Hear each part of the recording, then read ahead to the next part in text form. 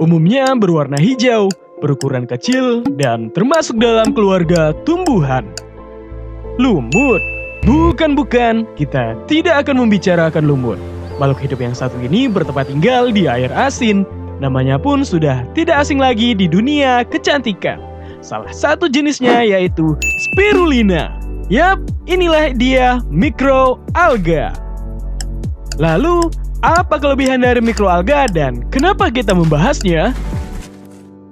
Beberapa keunggulan mikroalga yaitu biomasa yang dihasilkan banyak, pertumbuhan lebih cepat, tidak bersaing dengan produksi pangan, memperkecil kompetisi penggunaan lahan, dan mikroalga diketahui mampu menghasilkan minyak 10 kali lebih banyak dibandingkan kelapa sawit pada luas lahan yang sama. Selain sebagai bahan baku biofuel, mikroalga juga dapat dijadikan sebagai bahan pangan.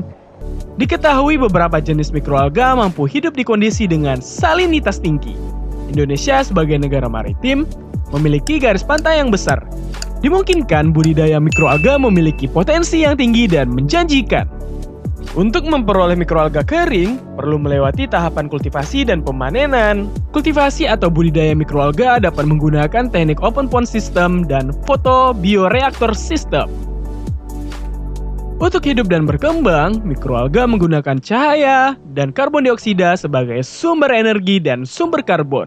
Pemanenan dilakukan melalui 2 tahap untuk meningkatkan konsentrasi mikroalga, yaitu primary dewatering dan secondary dewatering. Ada 2 teknik yang dapat digunakan pada primary dewatering. Pertama, sentrifugasi dengan menggunakan gaya sentrifugal untuk memisahkan padatan dan cairan yang didasarkan pada ukuran dan perbedaan densitas komponen. Kedua, flokulasi dengan menambahkan flokulan agar partikel zat terlarut dalam larutan saling bertumbukan dan menempel satu sama lain. Secondary dewatering. Secondary dewatering menggunakan metode filtrasi yang melibatkan media yang permeable untuk melewatkan cairan dan menahan padatan. Setelah didapatkan mikroalga dengan konsentrasi tinggi, dilanjutkan ke proses ekstraksi minyak untuk bahan baku biofuel dan proses ekstraksi protein untuk bahan baku pangan. PKMKC Institut Pertanian Bogor mengusulkan double press dewatering. Tahap dewatering diperlukan untuk mendapatkan mikroalga dengan konsentrasi 20-30% untuk menuju tahap axial extraction dan pengeringan. Oleh karena itu, double press dewatering yang berfokus pada tahap secondary dewatering hadir untuk membantu budidaya mikroalga skala besar dan mampu menghasilkan mikroalga dengan konsentrasi lebih dari 20-30%. Metode yang digunakan untuk mendesain double press dewatering terdiri dari tahapan studi literatur, desain rancangan dewatering, analisis kapasitas, dan produktivitas. Mikroalga dari tahap primary dewatering dialirkan dengan pompa sentrifugasi ke dalam bak penampungan mikroalga yang memiliki limpasan untuk dialirkan ke screen. Tujuan dari bak ini adalah untuk menstabilkan kecepatan aliran mikroalga agar konstan. Limpasan memiliki ukuran yang lebih kecil dibandingkan ukuran screen. Tujuan ukuran limpasan yang lebih kecil yaitu untuk mengurangi jumlah aliran mikroalga yang melimpah ke samping screen saat aliran mikroalga jatuh ke screen. Dibantu dengan motor listrik yang ditransmisikan menggunakan puli untuk menggerakkan konveyor yang berupa screen. Screen ini memiliki beberapa lubang dengan ukuran yang sangat kecil yang mampu menyaring air dari mikroalga sebagai akibat dari gaya gravitasi.